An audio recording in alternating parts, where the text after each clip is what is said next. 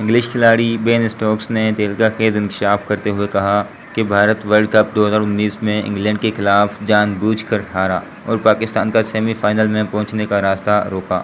بین Stokes نے اپنی کتاب میں انکشاف کیا ہے کہ Bharat world cup semi final میں پاکستان کا مقابلہ نہیں کرنا چاہتا تھا۔ وہ اپنے لیے نیوزی لینڈ کو آسان ہدف سمجھ رہا تھا جس نے اسے سیمی فائنل میں دھول چٹا دی۔ ورلڈ کپ کے ہیرو بین اسٹوکس نے بھارتی ٹیم کی بیٹنگ پر بھی سوالات اٹھا دیے اور کہا کہ جس طرح بھارت نے بیٹنگ کی لگتا ہی نہیں تھا کہ وہ میچ جیتنا چاہتے تھے۔ پہلے وراٹ کوہلی، روہت شرما، بعد میں دھونی کی بیٹنگ پر انہیں حیرت ہوئی۔ ورلڈ کپ 2019 کے سلسلے میں برمنگھم میں ہونے والے میچ میں بھارت کی جیت پاکستان کی سیمی فائنل تک رسائی ہموار کر سکتی تھی، لیکن انگلینڈ سے اس میچ میں بھارت کو 31 رنز سے شکست کا سامنا کرنا پڑا۔ 337 رنز کے جواب میں بھارت 5 وکٹ پر 306 رنز ہی بنا سکا۔